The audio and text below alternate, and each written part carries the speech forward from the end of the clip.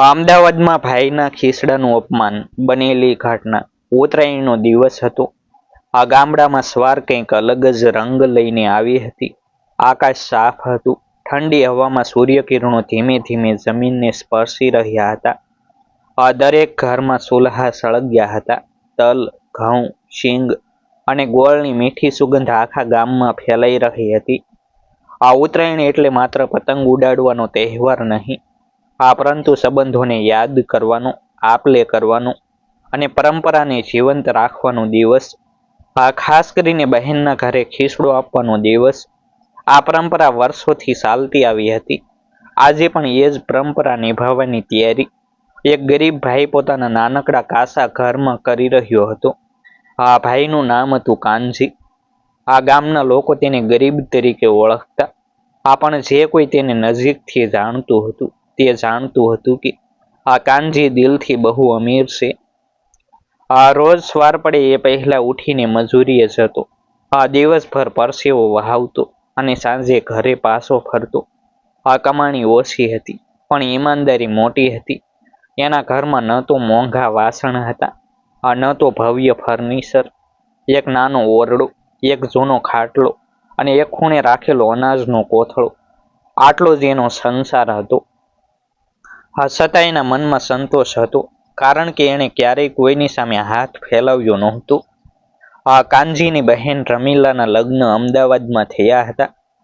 શહેરમાં રહેતી બહેન સાથેનું અંતર માત્ર માઇલોમાં દૂર નહોતું, પરંતુ જીવનશૈલીમાં પણ ઘણું દૂર હતું. ગામડાની સાદગી અને શહેરની ચમક વચ્ચે મોટો ફરક હતો. છતાં ભાઈ બહેનના સંબંધમાં ક્યારેય એ અંતર આવ્યું નહોતું. આ ઉત્તરાયણે કાનજી બહેનના ઘરે ખીસડો લઈને જવાનો હતો.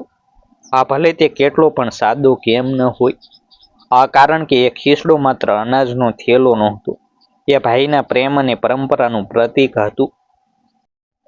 કાનજી વિચારમાં પડેલો હતો. ઘરમાં અનાજ ઓછું હતું, કમાણી પણ ખાસ નહોતી. તે મનમાં વિચારી રહ્યો હતો કે અમદાવાદ જેવા શહેરમાં શું લઈ જવું. બહેનના સાસરિયાઓ તો મોટા ઘરમાં રહે છે, સુખી છે. ત્યાં મારી આ સાદી ભેટનું શું મૂલ્ય રહેશે. એક ક્ષણ માટે તેના મનમાં આવ્યું કે આ વર્ષે ન જાઉં. પણ તરત જ બહેનનું સ્મિત આંખ સામે આવી ગયું. બહેનને ખબર પડી કે આ ભાઈ ઉત્તરાયણે નથી આવ્યો, તો તેનું દિલ દુઃખી થઈ જશે. આ વિચાર સાથે કાનજીએ નક્કી કરી લીધું કે જે હોય તે પરંપરા નહીં તોડે. તે ચૂલ્હા પાસે બેઠો અને પોતાની પાસે જે હતું તે જ ભેગું કરવાનું શરૂ કર્યું. થોડા ઘઉં, થોડા તલ, થોડી શીંગ અને એક નાનો ગોળની ડબ્બી. કોઈ મોંઘી વસ્તુ નહોતી, પરંતુ બધું સ્વચ્છ અને દિલથી આપવાનું હતું. કાનજીએ ખીસડો તૈયાર કર્યો. તેને સાફ કપડામાં બાંધી દીધું અને એક થેલીમાં રાખ્યું. થેલી સામાન્ય હતી, પણ તેમાં ભાઈનો આત્મસન્માન અને બહેન પ્રત્યેનો પ્રેમ ભરેલો હતો. જ્યારે તે તૈયાર થયો ત્યારે સૂર્ય થોડો ઉપર ચઢી ગયો હતો. ગામની ગલીઓમાં બાળકો પતંગ લઈને દોડતા હતા. છત પરથી લોકો પતંગ ઉડાડવાની તૈયારી કરતા હતા. કાનજી એ બધું જોતો રહ્યો, પણ તેનું મન બસ અમદાવાદ તરફ દોડતું હતું. તેણે ઘરના દેવને નમન કર્યું. મનમાં બહેન માટે શુભેચ્છા માંગી અને બસ સ્ટેન્ડ તરફ ચાલ્યો. પગમાં જૂના ચપ્પલ, ખભા પર સાદી થેલી અને આંખોમાં આશા. આ રીતે કાનજી અમદાવાદ જતી બસમાં બેઠો. બસ ધીમે ધીમે ગામ છોડતી ગઈ. રસ્તામાં ખેતરો, નાના ગામડા અને પછી ધીમે ધીમે શહેરની ભીડ શરૂ થઈ. કાનજી બારીમાંથી બહાર જોતો રહ્યો. મનમાં અનેક વિચારો આવતા જતા રહ્યા. બહેન ખુશ થશે ને? તેના સાસરિયાઓ શું કહેશે? કોઈ તેને ગરીબ કહીને તોછડાઈ તો નહીં કરે? પણ તરત જ તેણે મનને સમજાવ્યું, હું કોઈ ભીખ નથી આપવા જતો, હું મારી બહેનને પરંપરાનો ખીસડો આપવા જઈ રહ્યો છું. આ વિચારથી થોડો હળવો થયો. અમદાવાદમાં બસ પહોંચી ત્યારે કાનજી થોડો ગભરાયો. એટલી મોટી જગ્યા, એટલા બધા લોકો, વાહનોનો અવાજ. ગામડાથી આવેલ માણસ માટે આ બધું થોડું અજાણ્યું હતું. તેણે બહેનનું સરનામું ખિસ્સામાંથી કાઢ્યું અને એક રિક્ષામાં બેસીને ત્યાં જવા નીકળ્યો. રસ્તામાં ઊંચી ઇમારતો, મોટા બંગલા અને ચમકદાર બજારો જોઈને કાનજીને લાગ્યું કે આ દુનિયા તો મારી દુનિયા કરતાં બિલકુલ અલગ છે. થોડી વારમાં તે બહેનના ઘરે પહોંચ્યો. આ મોટું મકાન, આ સજાવટ ભર્યા દરવાજા, આ બહાર ઊભેલી મોંઘી ગાડીઓ. કાનજીએ એક ક્ષણ માટે પોતાના કપડા તરફ જોયું. થેલીને ઠીક કરી અને દરવાજાની ઘંટડી વગાડી. દરવાજો ખુલ્યો અને સામે રમીલાબેન ઊભી હતી. ભાઈને જોઈને તેના ચહેરા પર જે ખુશી આવી એ કોઈ પણ મોંઘી વસ્તુ કરતાં વધારે કિંમતી હતી. ભાઈ, કહીને તે આગળ વધી અને ભાઈના પગે હાથ લગાવ્યા. કાનજીની આંખો ભીની થઈ ગઈ. એ ક્ષણમાં તેને લાગ્યું કે તેણે અમદાવાદ આવવાનો નિર્ણય સાચો લીધો. બહેન ભાઈને અંદર લઈ ગઈ. ઘર અંદરથી પણ ભવ્ય હતું. ચોખી ઓસરી, સજાવટ અને સુગંધિત વાતાવરણ. કાનજી શાંતિથી બેઠો, થેલી બાજુમાં રાખી. બહેન પાણી લાવી, પ્રેમથી વાતો કરવા લાગી. ગામડાની ખબર પૂછતી રહી. કાનજી પણ બહેનની ખુશીમાં ખુશ હતો. તેને ખબર નહોતી કે આ ખુશીની વચ્ચે થોડા સમયમાં તેની સાદગી પર કટુ પ્રહાર થવાનો છે. પણ આ ક્ષણે તે માત્ર ભાઈ હતો, જે ઉત્તરાયણે પોતાની બહેનના ઘરે આવ્યો હતો. દિલથી ખીસડો લઈને કાનજી બહેનના ઘરમાં બેઠો હતો. આસપાસ બધું ચમકદાર અને ગોઠવેલું હતું. પણ તેની નજર વારંવાર પોતાની સાદી થેલી તરફ જતી હતી. એ થેલીમાં માત્ર ખીસડાનું અનાજ નહોતું, પરંતુ વર્ષોથી ચાલી આવતી પરંપરા, ભાઈ બહેનના સંબંધની ગરમાહટ અને ગામડાની સુગંધ હતી. બહેન પ્રેમથી વાતો કરતી હતી, પણ કાનજીને અંદરથી થોડી ગભરાહટ થઈ રહી હતી. તેને ખબર હતી કે બહેન તો ખુશ છે, પણ સાસરિયાઓનું વલણ શું હશે એ વિચાર મનમાં સતત ધૂમતો રહ્યો. થોડા સમયમાં ઘરમાં અવાજ થયો. બહેનના સાસુ બહારથી આવ્યા. મોંઘા કપડા, ચહેરા પર થોડી કઠોરતા અને શાલમાં ગર્વ. તેમણે કાનજી તરફ ઉપરથી નીચે નજર કરી. એ નજરમાં કોઈ સ્નેહ નહોતું, માત્ર એક અજાણ્યો તોલ હતો. બહેને તરત કહ્યું, આ મારો ભાઈ છે, ગામડેથી આવ્યો છે. સાસુએ માત્ર માથું હલાવ્યું, જાણે કોઈ ફરજ પૂરી કરી હોય. કાનજીએ નમ્રતાથી પગે હાથ લગાવ્યા, પણ આશીર્વાદના શબ્દોમાં ઉષ્મા નહોતી. થોડી વાર પછી બહેનના પતિ પણ આવ્યા. શહેરમાં સારી રીતે વસેલા, બોલવામાં તીખાશ અને વ્યવહારમાં દેખાડો. તેમણે પણ કાનજીને જોયો અને હળવો સ્મિત કર્યો. પણ એ સ્મિતમાં આત્મીય કરતાં વધારે ઔપચારિકતા હતી.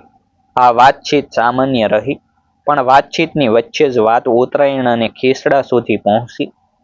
બહેને ખુશીથી કહ્યું, ભાઈ ખીસડો લાવ્યો છે.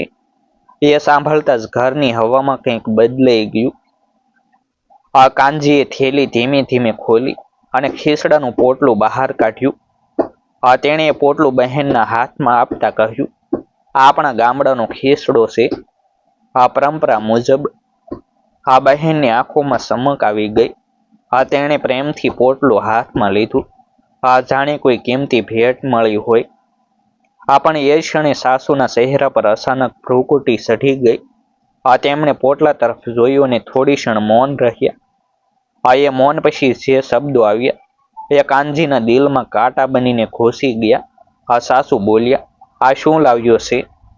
આ તો ગામડાની સામાન્ય વસ્તુ છે.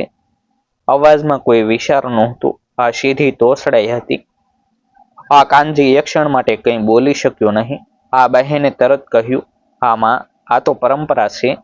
પણ સાસુએ વાત કાપી નાખી, પરંપરા હશે, પણ હવે શહેરમાં આવી વસ્તુ કોણ વાપરે? એ વાત સાંભળીને બહેનના પતિ પણ હસી પડ્યા. તેમણે વ્યંગ ભર્યા સ્વરમાં કહ્યું, ગામડામાં તો હજુ પણ આ જ ચાલે છે ને? અહીં તો લોકો મોંઘી મીઠાઈઓ અને ભેટો આપે છે. આસપાસ બેઠેલા બીજા સગા પણ વાતમાં જોડાઈ ગયા. કોઈએ ખીસડાની સાદગી પર મજાક કરી, તો કોઈએ ગરીબીનો ઉલ્લેખ કર્યો.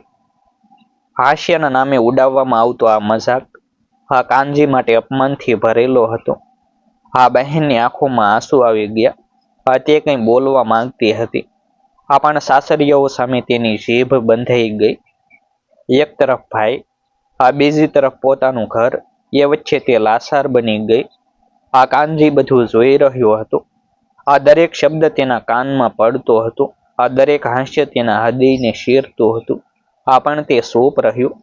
આ તેણે વિચાર્યું, આ જો હું કંઈ બોલીશ, આ તો બહેનને અહીં રહેવું મુશ્કેલ થઈ જશે. આ વિચારથી તેણે પોતાનું સ્વાભિમાન દબાવી દીધું. આ સાસુએ ખીસડાનું પોટલું એક બાજુ મૂકી દીધું અને કહ્યું, આને અહીં રાખી દો, આ પછી ફેંકી દઈશું. એ શબ્દોમાં જે અવગણના હતી એ કાનજી માટે સૌથી વધારે દુઃખદ હતી. આ ખીસડો કોઈ માનપૂર્વક સ્વીકારવામાં આવ્યો નહોતો. આ જાણે કોઈ બિનજરૂરી વસ્તુ હોય. આ કાનજીની આંખો થોડી ભીની થઈ ગઈ, પણ તેણે માથું ઝુકાવી લીધું. તેને લાગ્યું કે આ ક્ષણે આંસુ પણ બહાર આવ્યા તો લોકો તેની ગરીબી પર હસશે.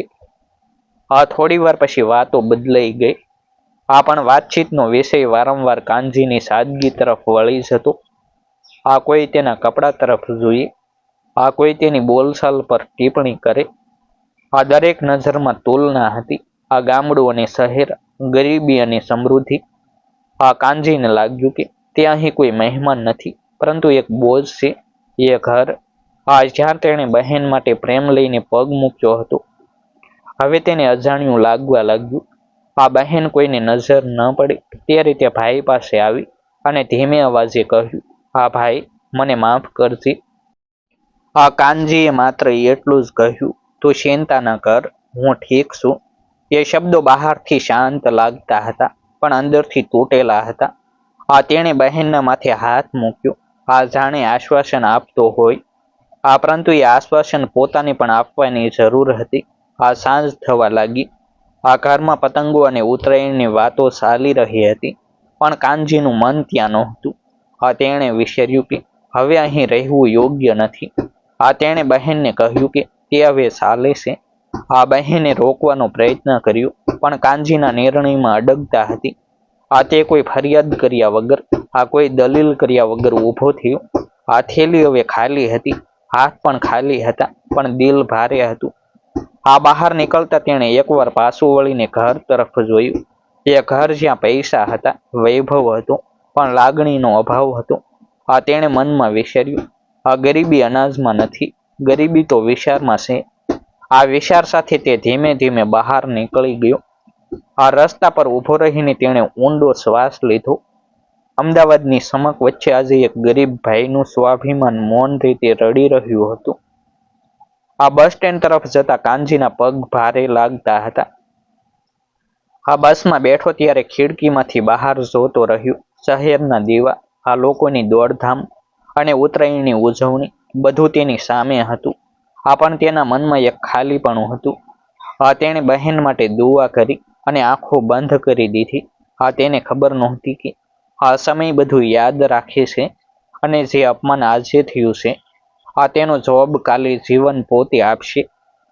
આ કાનજી અમદાવાદથી ગામડે પરત ફર્યો ત્યારે આ ગામમાં ઉત્તરાયણની ખુશી હજી પણ ચાલી રહી હતી. આ પરંતુ તેના મનમાં કોઈ ઉજવણી નહોતી. આ ઘરે પહોંચીને તેણે થેલી એક ખૂણે મૂકી દીધી અને ચૂપચાપ બેસી રહ્યું. કોઈને કંઈ કહ્યું નહીં. આ કોઈ ફરિયાદ કરી નહીં. આ બીજા દિવસે ફરી મજૂરીએ ગયો. એ જ પરસેવો, એ જ મહેનત. આ સમય આગળ વધતો રહ્યો. આ પણ અમદાવાદમાં થયેલું અપમાન તેના મનમાં શાંત ન થતું. આ છતાં કાનજીએ એ યાદને પોતાની મહેનતનું બળ બનાવ્યું. આ તેણે નક્કી કર્યું કે આ જીવનમાં ક્યારેય પોતાની ગરીબી માટે શરમ અનુભવશે નહીં. આ સમય ધીમે ધીમે ફેર વાળતો ગયો.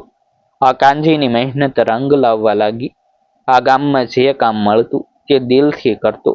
આ લોકો તેની ઈમાનદારી અને વિશ્વાસ પર ભરોસો રાખવા લાગ્યા. આ ધીમે ધીમે તેની સ્થિતિ થોડી સુધરી.